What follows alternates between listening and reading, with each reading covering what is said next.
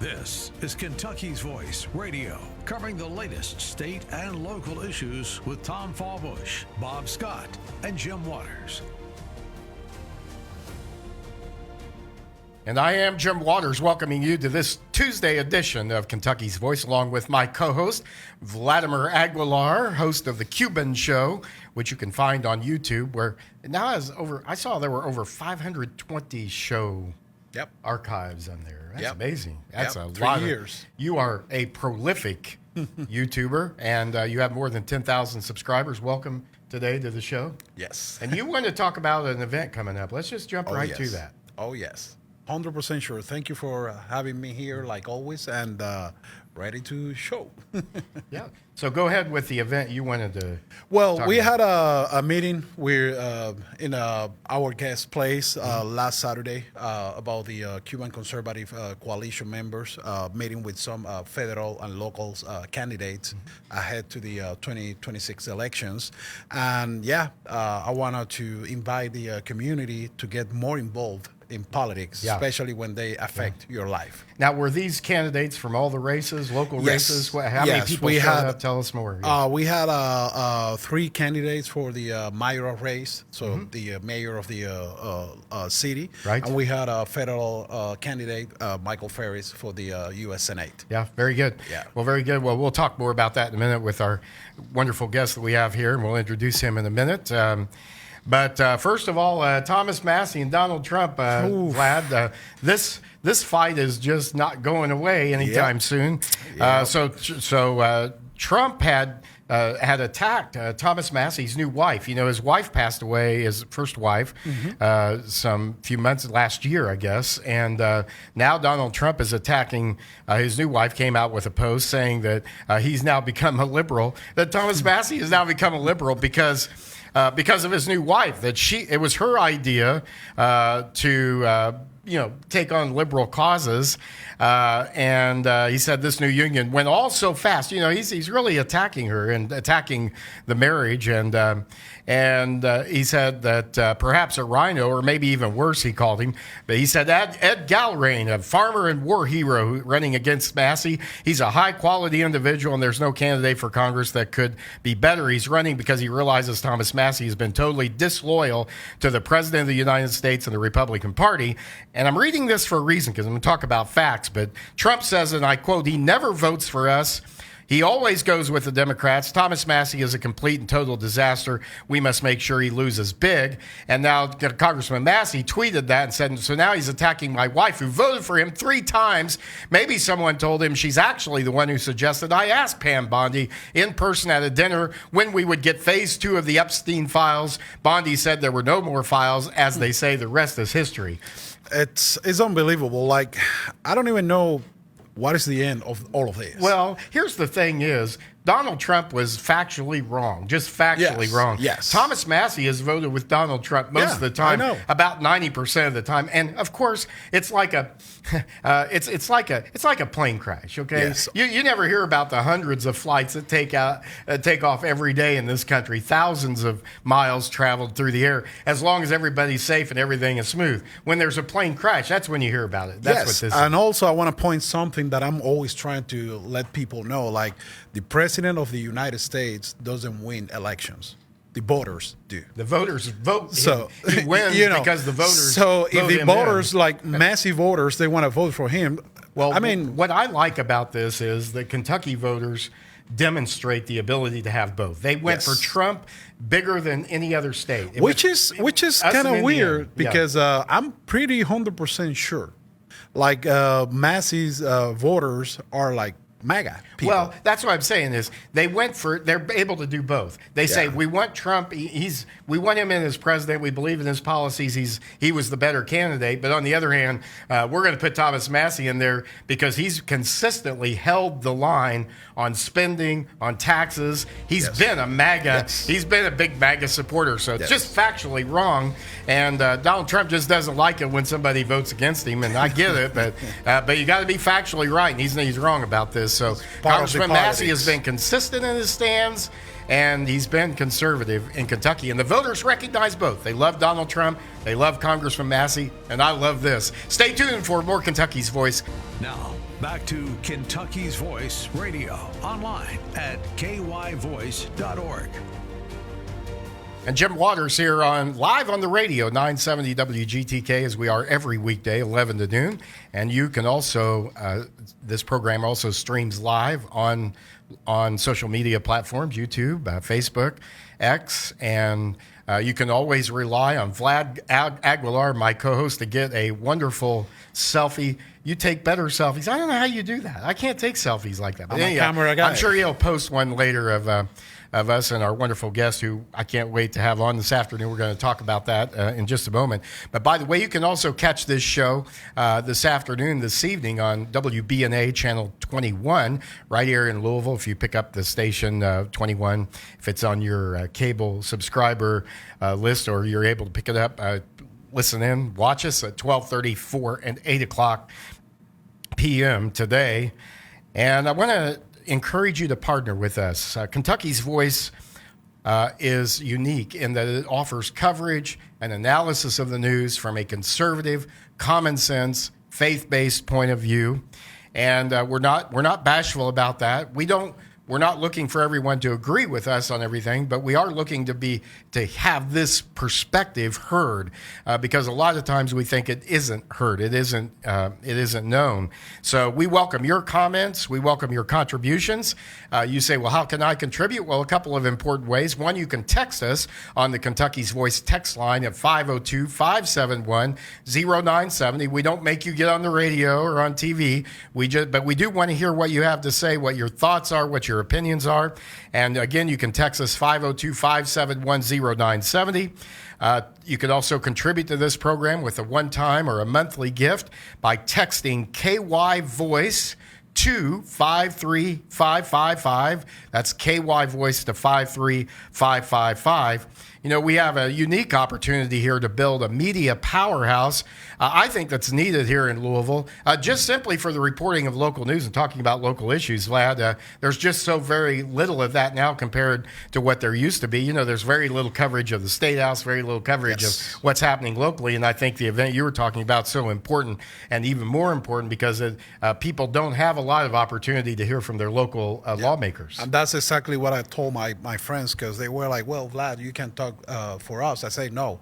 Each one of you guys, you need to go there and talk to the candidates by yourself. And, you know, I think there's a tendency to think, well, Trump has won, the conservatives are in power in Kentucky and in Congress, so we can let down. We don't need to keep the pedal to the metal.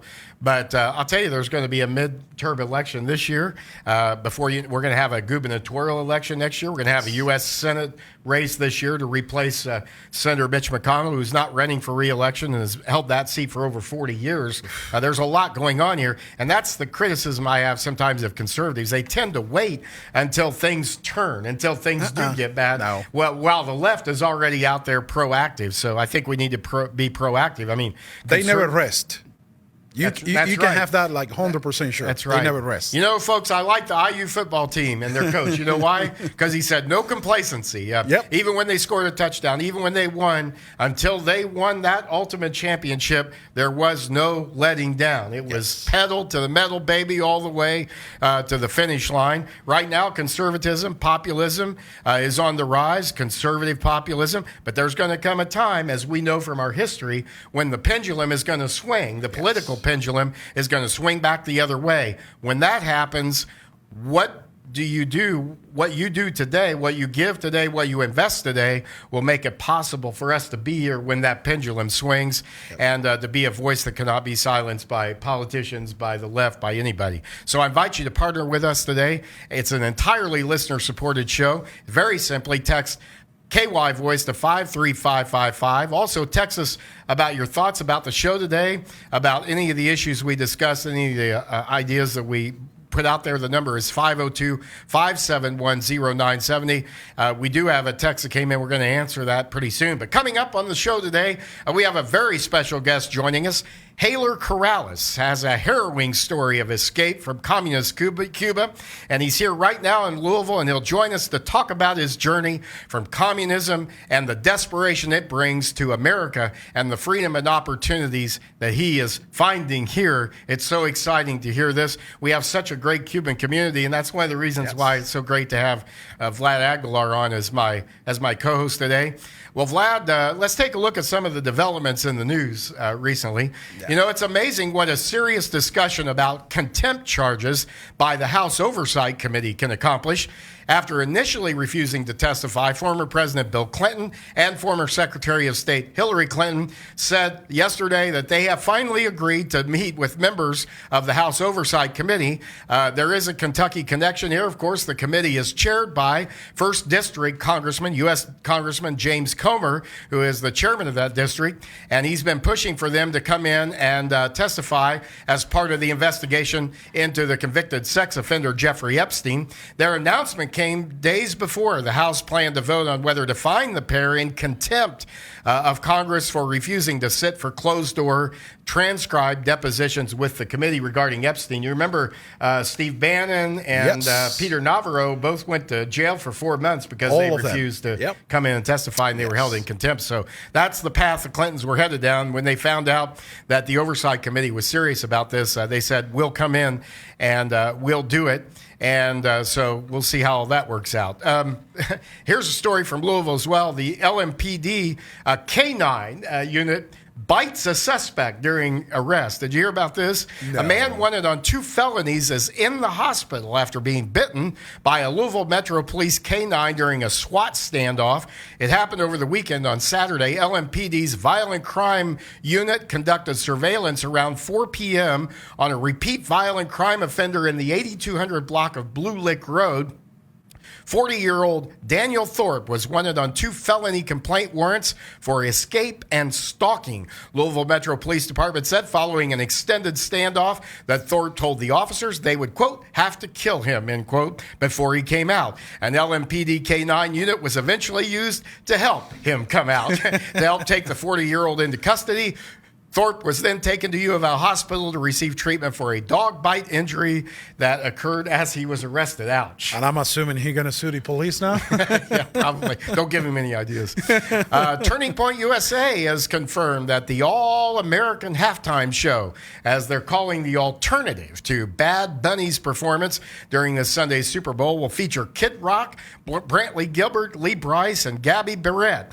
Barrett, I think is how that is pronounced. The show will air at 8 p.m. right here on WBNA Channel 21. It's the alternative to the Bad Bunny halftime show. Conservatives are boycotting this woke disaster of a Super Bowl halftime show featuring Bad Bunny because he's a radical lefty who's trashed President Trump's tough immigration policies and ICE heroes, struts around in drag, pushing the LGBTQ agenda down our throats, refuses to tour here, fearing his fans might face rightful deportation, and belts out mostly Spanish songs that feel like a slap in the face to our English-speaking tradition. Yeah, and taking politics away. Who say that guy sings? Well, that's Who say that? That's what I was going to ask. Who say that? Forget all that. Can he sing? I have to say, though, I'm not sure about this pick of Kid Rock. This is kind of getting trashed on social media as well. Although keep in mind that tends to be a left crowd on social media. So they're probably already kind of talking about him. He's like 50s now, you know. So it's like they're kind of mentioning his age, you know. Yeah. Nobody's mentioning Bad Bunny's age, but I blame mostly Roger Goodell, by the way, the NFL commissioner, for all of this.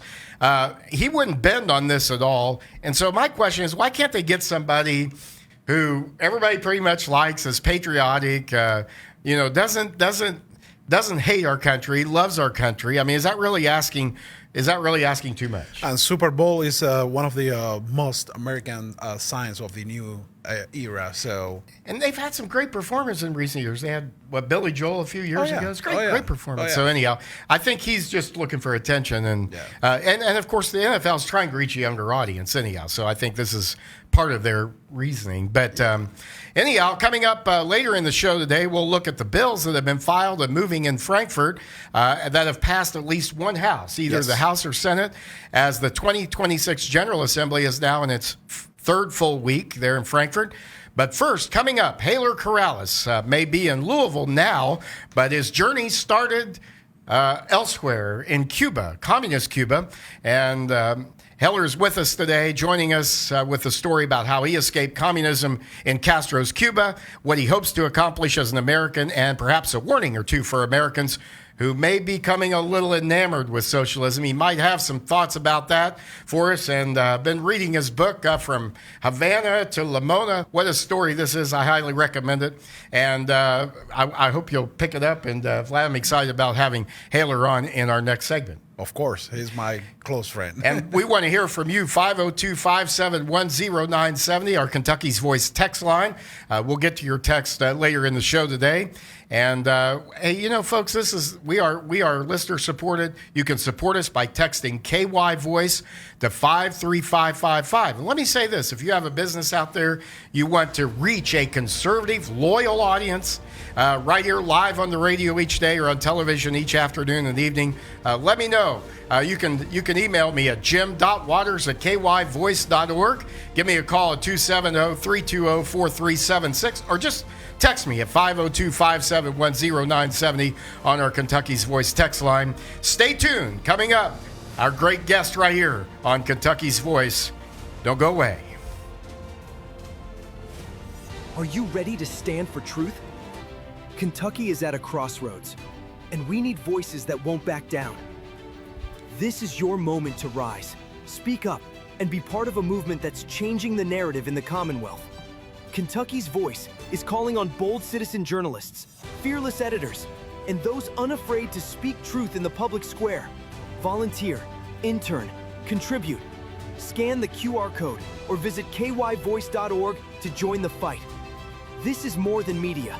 This is your moment. You are Kentucky's voice.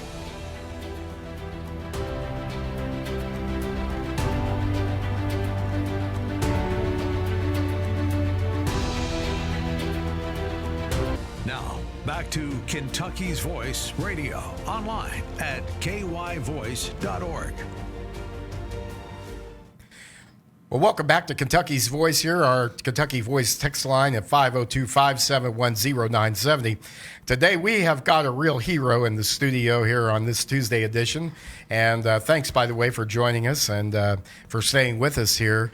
And it's going to pay off. You're going to be rewarded because we have a real hero here who's someone who's actually lived through the nightmare of communism and risked everything to escape it. Our guest today is Haler Corrales, a Cuban native who fled the oppressive regime in Havana back in 2016. And his book, I've been reading this, From Havana to Lamona, tells about the grueling and harrowing journey he made through multiple countries, really, facing swamps and human traffickers and unimaginable dangers and whatnot. But Haler made it to the U.S., and he's now thriving here in freedom and glad to be here. I know that. But he's the author of this memoir, From Havana to Lamona, An Escape to Freedom. You can find it on Amazon and Kindle. I've got the Kindle copy. This details his awakening from indoctrination and his path to liberty. Well, Haler, welcome to the show. I've been really looking forward to this. Thanks for joining us today, coming by and sharing your story with our viewers and our listeners. Let's start at the beginning. What was life like growing up under the Castro regime in Cuba? Give our viewers a real sense of what that was like. Well, thank you for that introduction that I'm absolutely certain that I don't deserve. But yeah, well, this is a really interesting question because not everybody will tell you exactly what it's like, the process. So when you grow up in Cuba, you're in a lie since you're born. So they will tell you, the government and all these structures will tell you what you have to do, what you have to love, what you have to respect. So that's why it was such a shock for me when I woke up from that nightmare, most like.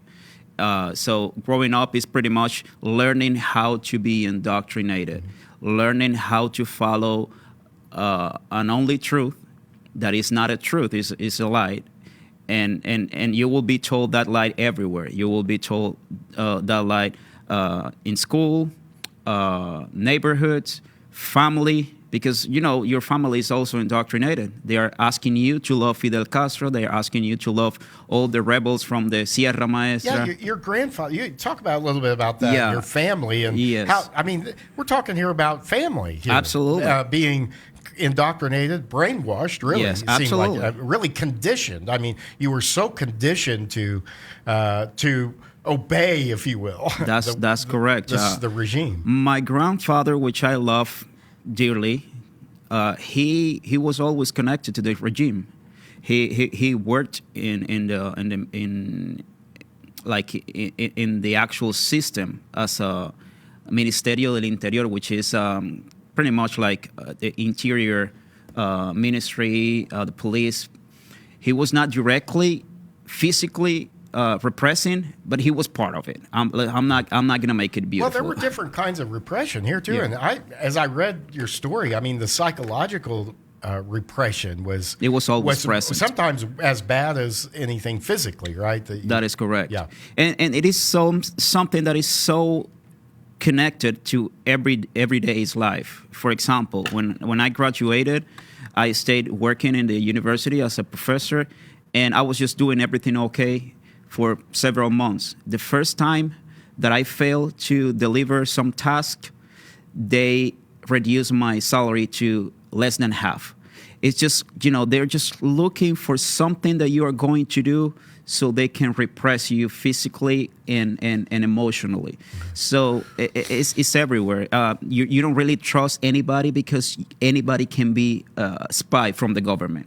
Yeah, and you talk about how things are supposedly free in Cuba, right? Healthcare, education, and yet they're really not free. Talk about that. Oh, yeah. That is something that I really like to share with my fellow Americans, because I hear a lot people praising the educational system, the healthcare system in Cuba, the free healthcare system, and I encourage all of them to take a look at our hospitals down in Cuba, our schools.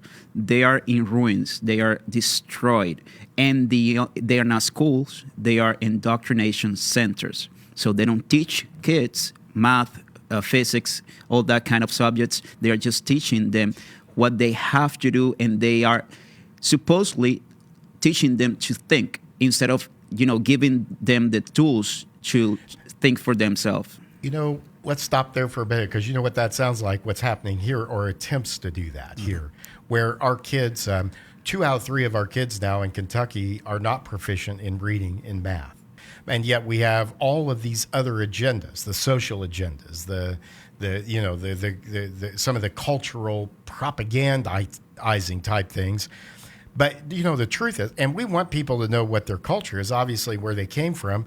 But you can't really think for yourself unless you read, unless you can read, right? Unless you can comprehend what you read. Are you concerned about that? What you're seeing, where maybe there's not enough emphasis on the actual educating we're getting over into some of these areas?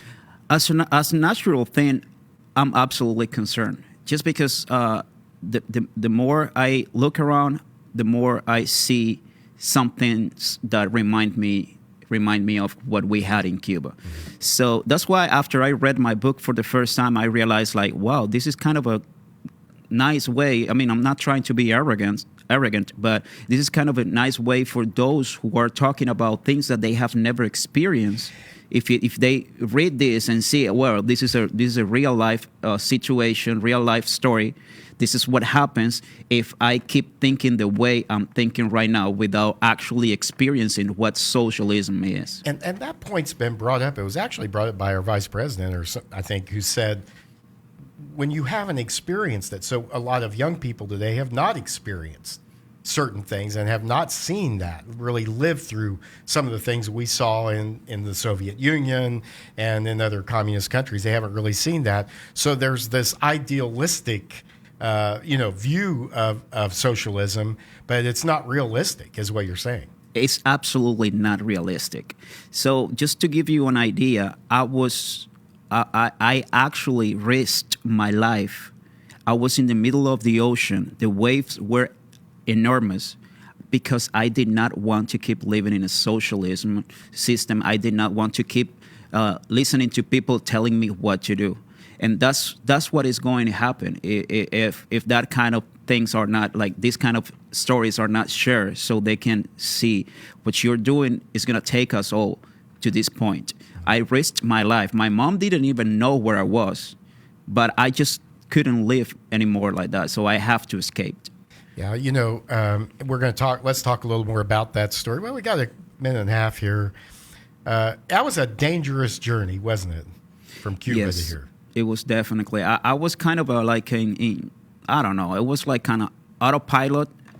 And you left in 2016, right? That is correct. So you were what, 30s? I was 30, yes. 30 years old. So, you weren't a young person. I mean, you really were kind of in the middle of your thinking and career there. And I got the feeling from your book that if you'd waited much longer, there were opportunities to wait and not make this decision. And you were afraid that might end up defining the rest of your life. Yes. What happened is that I opened my eyes when I was in college.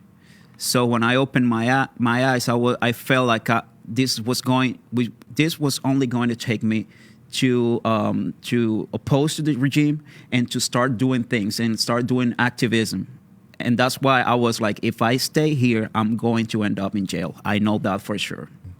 Well, our co-host Vlad Aguilar knows about a thing or two about escaping Cuba, and you got a comment or two. We've got about 30 seconds here. Well, I can say I totally understand Haler history, because all the Cubans, we got something similar in our life. We all make a trip to achieve freedom. That's a great point. But great to have Haler Corrales with us today as our guest. And we're going to hear more about his story coming up on Kentucky's Voice, along with my co-host, Vlad Aguilar. 502-571-0970. If you have a question for Haler, let us know right here on Kentucky's Voice. Don't you dare go away.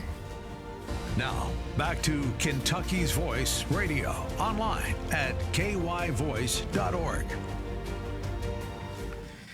Welcome back to the program today. Thanks for staying with us. 502-571-0970 is our Kentucky's Voice text line. I'm Jim Waters, along with Vlad Aguilar, who's co-hosting with me today, and our special guest in the studio, Haler Corrales, a Cuban native who fled the oppressive regime of Fidel Castro and Havana back in 2016. That's the year he died.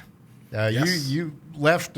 He died in 2016, yeah. And his family, his brother, and there wasn't any change, was there, in the communist regime there? There was just a change in personnel. Jim, this is why it's so important to let people know what's going on down there. Yeah. So that justifies this idea of U.S. helping the Cuban people. Because we're just talking about legality of if we can do it, if what happened in Venezuela is legal or not. But do you know what's going on in Cuba? Do you know what this is going to do to the real Cuban people? So, the expectation of people of a change in Cuba, I do not 100% agree with that, because we definitely need help. And this is something that has been going on for a long time. The communist government of Cuba is not going to leave. They need to be forced. They need to be pressured.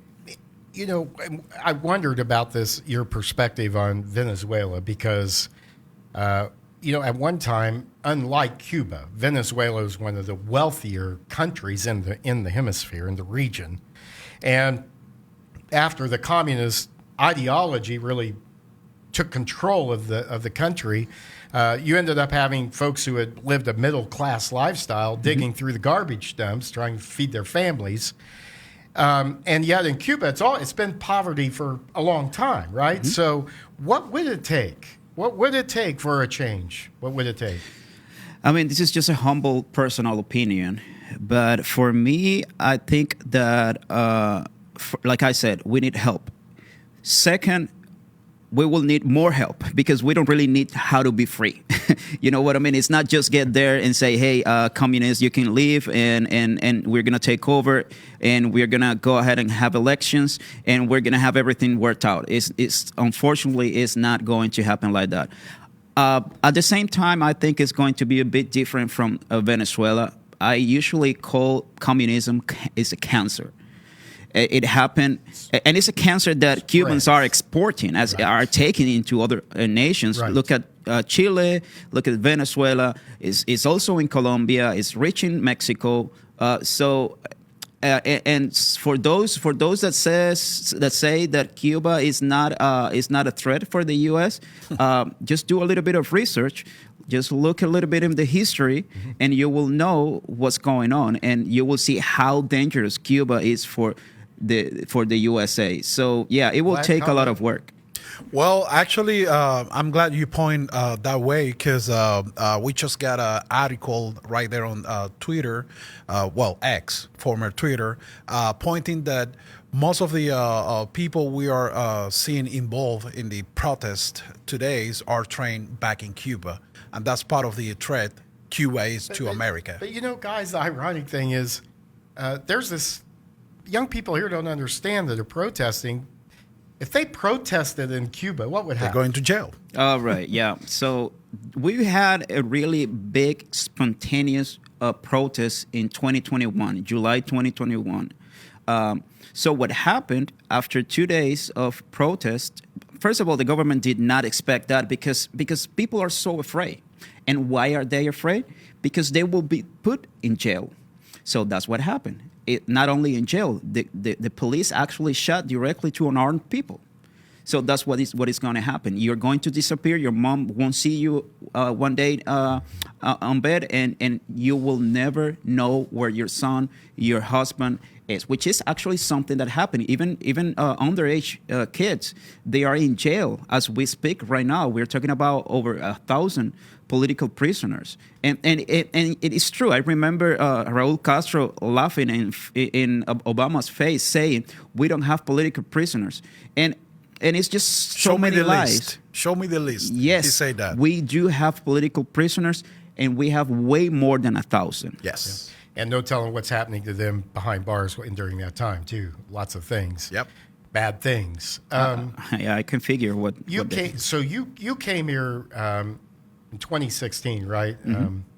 And you came, of course, you didn't have any papers. You didn't have any immigration documents. Tell us about that and kind of your journey in becoming, I guess, a legal immigrant. Well, first of all, I'm going to say this. I love America. I respect America, and I will always be appreciative of America. USA had this Adjustment Act that as a Cuban, and the reason behind that is not because Cubans are special. The reason behind that is because of the communism and the repression in Cuba. So as a Cuban citizen, if you stepped on American soil, that was before 2017 because Obama canceled that in 2017, January 2017. As a Cuban citizen, if you step on American soil, you could apply for a residency. But of course, you have to get to American soil. And that is the challenge. Right. And that's why I went through all this crazy journey from Havana to La Mona. La Mona, by the way, is an island in Puerto Rico. Puerto Rico being territory from the U.S. is American soil. So that was not the initial idea, but I ended up there through human traffickers, people with guns. And you were in the ocean. You said, "Tell us what happened." Oh my God! What yes. happened? Just pick it up there. I remember one moment that I was in the middle of the ocean. We ran out of gas, and that channel, which is called El Canal de la Mona, the La Mona Channel, is so dangerous because it's the Atlantic Ocean and the Caribbean Sea just fighting each other. Not even the Navy gets there because it's just too dangerous. And I was in the middle of the ocean, and I used to talk to God and say, there has to be a moment that this is going to calm down. These waves are no longer going to be this big. And I realized that was not going to happen. So I tend to scratch my teeth when I'm really nervous. I almost break my teeth from that situation. So that was living from Dominican Republic into into La Mona, which should be just in a regular boat, should be maybe 30 minutes. It took us 2 days to get there. We ran out of gas in the middle of the ocean. We almost, the people before us, they died, they drowned before getting to La Mona. So that's how dangerous the whole situation You ran is. out of gas. How did you finally? So what we did is that we still had a little bit, but we realized that was not going enough to get there. So we went back to Dominican Republic to a desert island. We spent the night there, and the guys, they took the little gas that we had left to go back to the big island to get more gas. So we didn't know, after being so terrified with what we saw, we didn't know if they even were going to come back. But then when you got, so they came back. And They came back. And you had to cross that again. We had to go all the way back there. Yeah. It's quite a story, man. Yeah, It really yeah, is. it's- And thank you for what you said about our country. We have, of course, a big disagreement going on right now about immigration, and we've got a lot of drama about this. I have found in my experience that folks who are here legally or have gone through the process of becoming a legal migrant favor the law, favor keeping the law. But like you said, you got here, and then you, because of the allowance for you, if you made it to American soil, you could have residency, right? So Yeah. did that help you? Absolutely. I believe there's a bunch of things that could be better, that can be rearranged in immigration. I'm not an immigration analyst or Yeah. an immigration specialist, but But there's- does it bother you to see people that don't care really about this country? I mean, Absolutely. And yet they want to come and they want to have access to our resources. To whoever don't care about this country and whoever don't love this country should not be here. Well, we've got a couple of minutes left. We're just so delighted to have Haler Corrales with us today, who escaped from communist Cuba. Haler, tell us, you've got a business here. I want to give you a couple of minutes to give a shout out to your Yes. folks here in your business. I know your mother's here too, Yes. right? Yes. And tell us about that. Well, I have a restaurant. This is my American dream. Yeah. Because I think American dream can be perceived as opportunities. I came to the U.S. looking for freedom and looking for opportunities, even if it is absolutely successful or just average successful. My American dream is meeting my lovely wife, having my kid. My mom is here with me too, and we have a business. So we have opportunities, and we're just trying to thrive. So I have a restaurant. The name is El Cimarrón. It's a tribute to my ancestors from Africa, and also it's a tribute to freedom, because El Cimarrón is slaves back in Cuba running away from plantations to become free. So that's my tribute to my ancestors, and it's also, I believe, the Cimarrones were the first free Cubans in my heart, even when they came from Africa. So I have that restaurant. It's I'm trying to tell the story that not a lot of Cuban tells about, that part of our history. So yes, it's Bardstown Road. El Cimarrón Cuban restaurant. Cuban restaurant, Cuban food, right there on Bardstown. Give Absolutely. the address. And What's my the- mommy is the chef. Oh And my! she does a really Yeah. nice brisket. My goodness. and where's and give us the address. Give Oh, us, it's 3425 Bardstown Road, it's- right it's- across from Costco and Chick-fil-A area. yeah, it's not far off the Waterson, right there off the Waterson. And they inside. also have the best Outside. coffee. Actually, one of the followers is asking me what's the name for that coffee, because they got it last Saturday. Cuban coffee, baby. Cuban coffee Yeah. is the name of that coffee. Well, hey, folks, if you want to read more about Haler's journey here, and that's basically this book tells his journey from Havana to La Mona, an escape to freedom. It's amazing. We don't build walls here to keep people in like they do in Cuba and other countries. We build them. We have to build them to keep people out. Otherwise, everybody wants to come here. It's a free place. But thanks so much. Best of luck to you and your Absolutely. business. Thank you. Thanks for showing up. We'll have you on again, and we'll talk more. But God bless. Have a great rest of the day. And you stay with us. We've got one more segment. We're going to talk about bills that have passed at least one house of the Kentucky General Assembly. Don't go away. Kentucky's Voice is your home for real news, real people, and real answers. But we can't do it without you. Your financial support helps us bring truth to the forefront, hold leaders accountable, and give a voice to the people of the Commonwealth. Join the fight today. Give online at kyvoice.org or text KYVoice to 53555. Every gift makes a difference. Stand with us. Speak up. Stay strong. You are Kentucky's voice.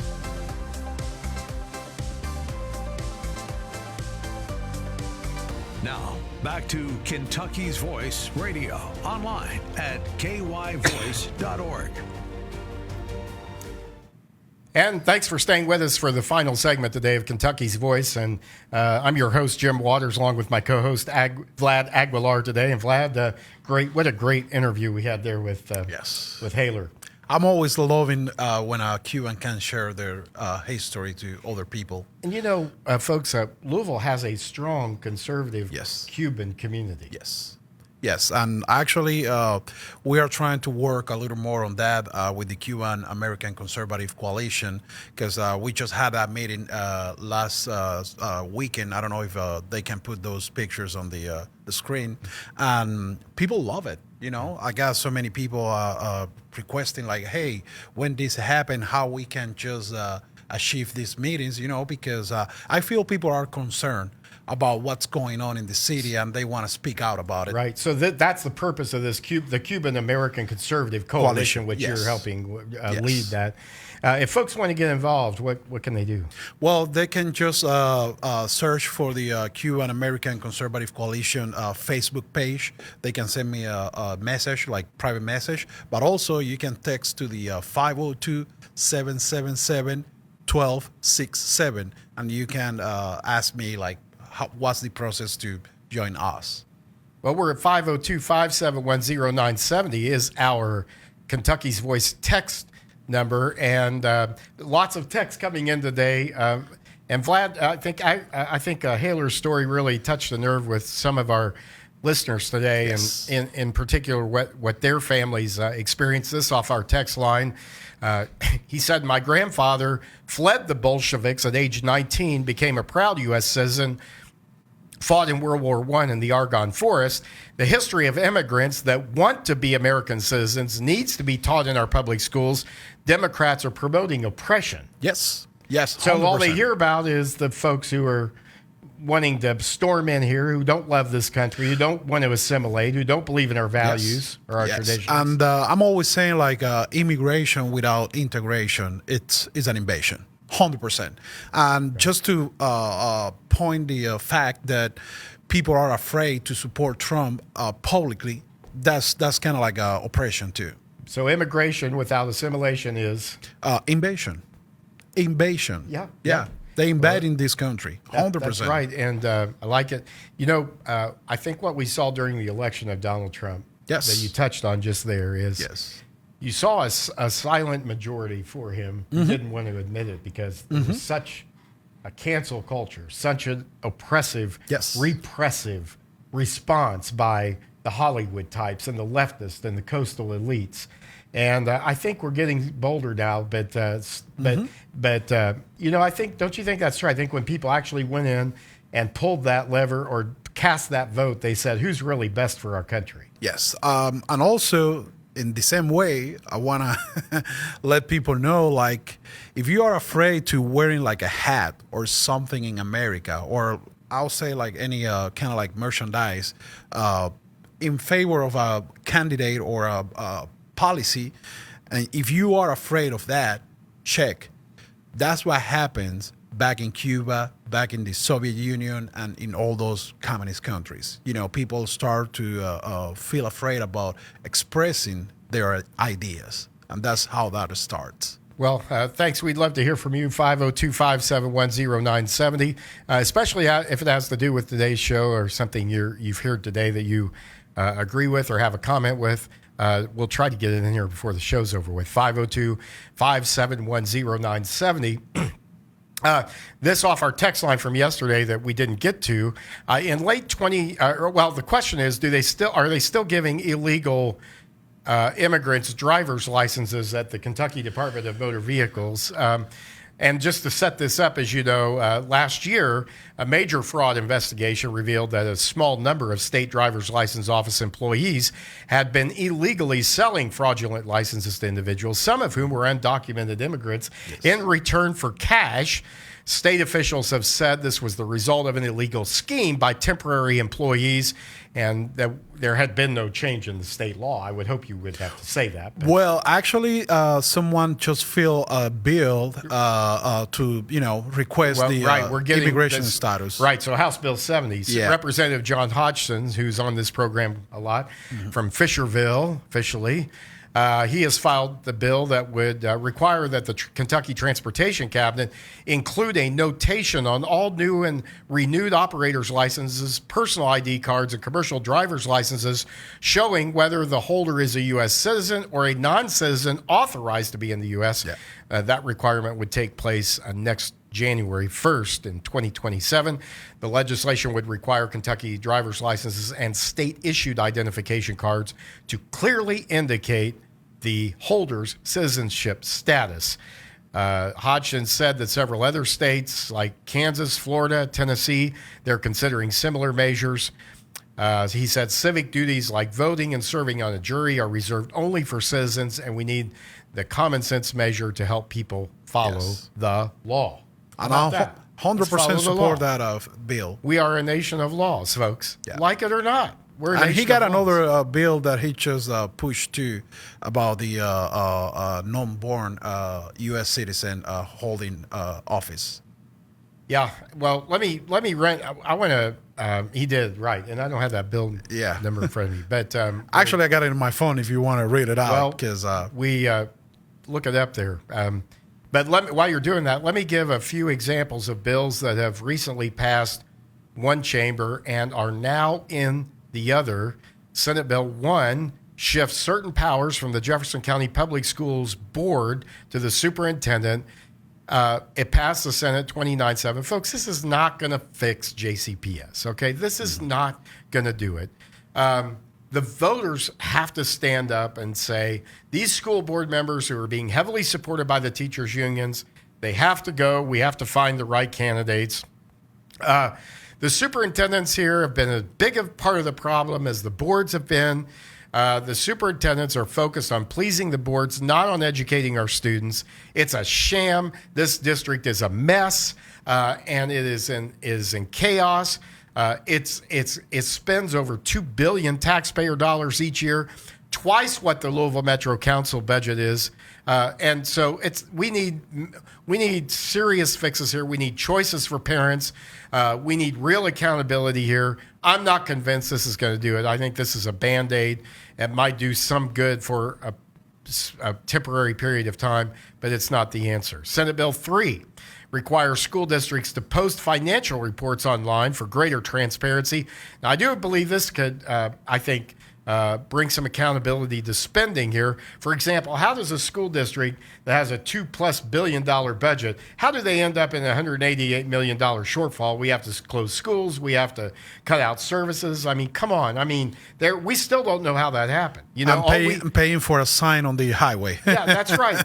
That's right. And so we don't know. And yet the press doesn't ask these questions. All they assume is that we have a deficit and that, we got to find a way to make up this deficit. But we better understand how we got there in the first place so we don't do it again. Those who ignore history and don't understand it are doomed to repeat And trust me, we pay for it. I don't know if you got your property tax already, but mine increasing $600. And here's a school district that increased taxes. Yeah. During the pandemic. Yes. While the schools were closed. Yeah. How does that happen? And then they get by with it. They get by with it. And this is a failure of a school district. And don't give me this garbage about, well, don't you ever say anything good about our public schools? You know what? When something good happens, I'll say it. Yeah. But 2 out of 3 of our kids not being educated and ready for college, no, that's not it. Deficit spending when you have $2 billion budget, larger than the whole Metro Council, that's not it. Give me some good news to talk about, and we will. But until then, we're going to confront the problems. That's what we're about.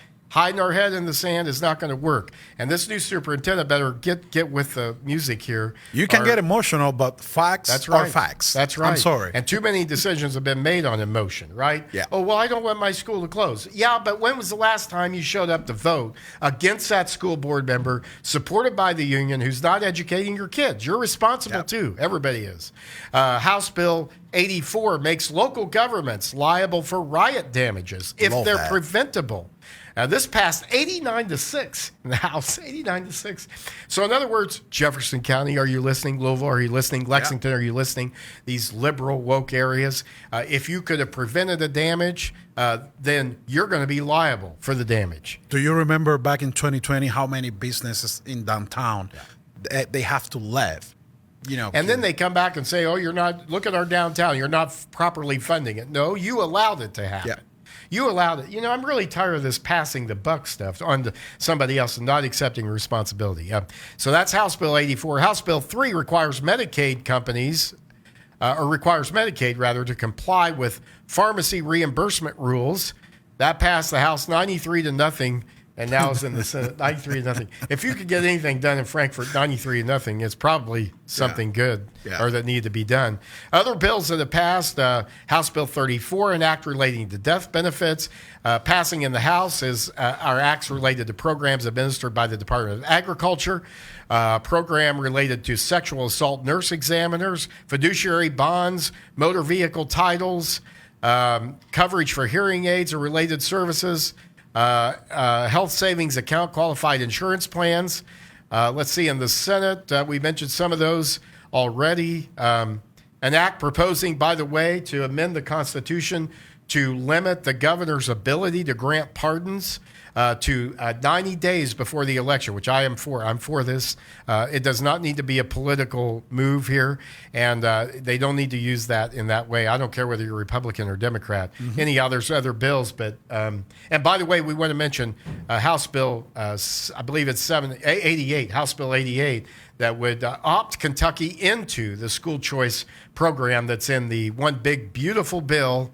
That our governor can't seem to get the name of it right. And I love that. You know why? Because it's given to the parents the choice, Which to, we've tried to do here. Yes. But because of Yes. the courts and the liberal left and the unions, but guess what? Good news, you can't stop this. The teachers union can't stop this bill. This is a federal bill. You can't stop it. Get used to it. The Kentucky families are going to have educational freedom, and they're going to have it this session thanks to Representative T.J. Roberts.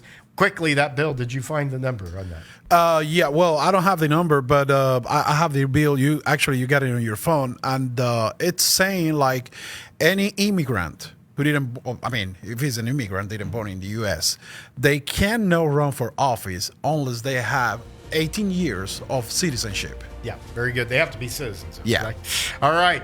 Well, great. That hour's gone by too fast, folks. Great.